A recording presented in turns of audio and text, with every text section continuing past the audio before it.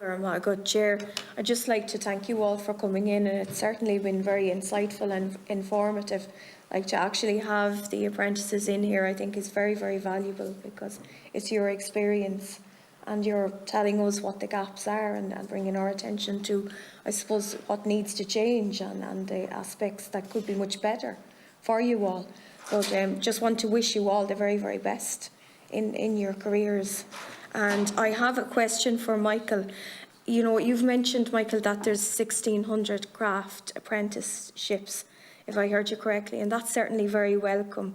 As somebody who would have been very, very supportive of apprenticeships, you know, I think we should be in this country trying to get to the stage, or to the level that Germany has achieved. That's the way I would be thinking, because we have serious gaps. You know, the ETB Ireland are constantly raising the fact that we have serious gaps in terms of apprenticeships, and unfortunately it does seem to be snobbery in the education system, where people felt that the only education that they should go through at third level, or the only courses, were the academic courses in third level, and that's shameful. I think that's something that needs to change. I think, you know, the craftsmanship needs to be valued, and that we do need to promote apprenticeships in our education system, and it is being done. There is some good work happening. I'm glad to see. It's very positive, but I think we need more of that. You know, I know, Patrick, you mentioned that, you know, in the schools, you know, for instance, the teachers might not raise that or promote apprenticeships, and I think that that's where the change needs to happen, at second level, where it is presented as an option. I would have gone to a vocational secondary school myself, but apprenticeships were very much promoted in the school, which did great work.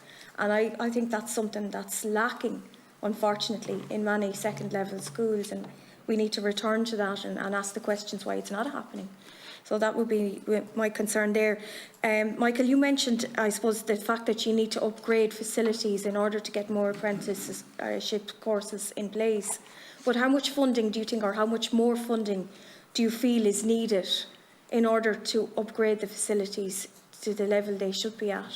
Okay, just maybe to go back slightly and agree completely with what you're saying regarding the apprentices and the promotion of apprentices. You're quite correct.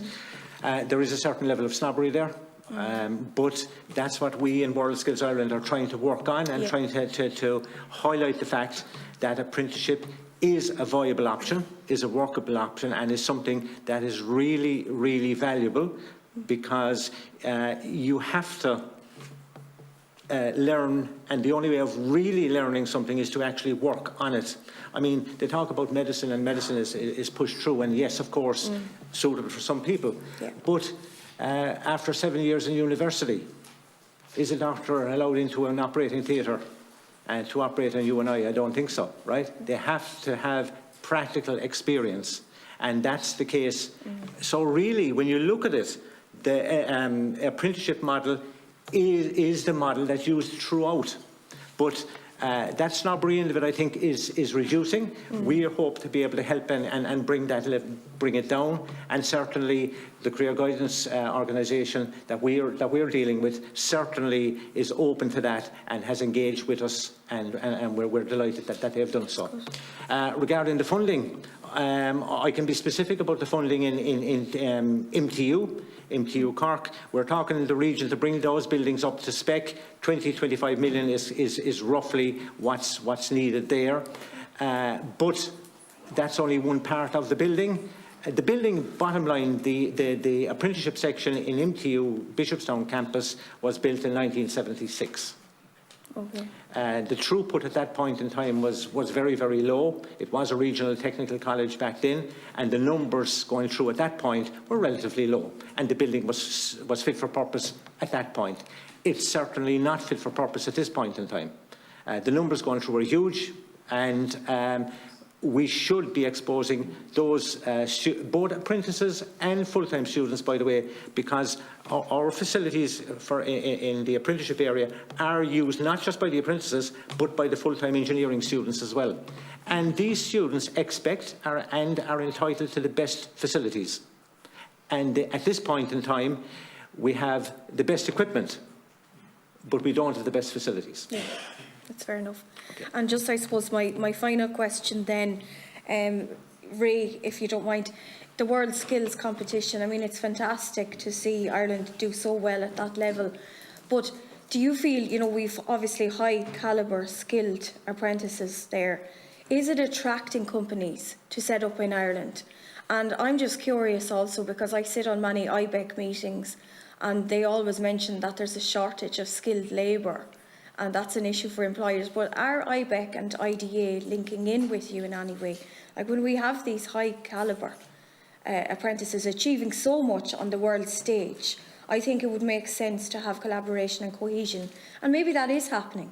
But I'd just be curious to know what the position is in regard to the IDA and IBEC linking in. Certainly IBEC would be aware of IBEC themselves actually have developed a number of apprenticeships, which is really important as well, I think, to acknowledge. So they would be more aware of apprenticeship now, I suppose, and are more involved, I suppose, in delivery of it as well. The IDA, certainly I know from talking to colleagues when we developed the new cybersecurity competition for World Skills Ireland, that the feedback was this is really absolutely brilliant because we can sell this to foreign companies. The level of skills that are needed are actually in the economy. There's a shortage everywhere. I think it's through promotion of skills that we can encourage more people to come in, but we really have to step back a number of years and link those who are in second level now to get them thinking about what their career options will be. I think it's really interesting the developments also in relation to the formation of the National Apprenticeship Office. I think that's really important. But I also think the conversations that are starting to go on between further education and higher education and actually linking right the way through is really, really important. And it's to get over that idea that parents have, that if you go to an apprenticeship, you kind of stop at some stage. And to say that it's absolutely wide open, the ability and the options to return to education, part-time or full-time, are absolutely there. And I think that's really important, that we need to sell that it is lifelong learning. It never stops. The same way as you upskill within your career, you can upskill throughout education. I think that's another really important link that we need to make. Okay, brilliant. Thanks.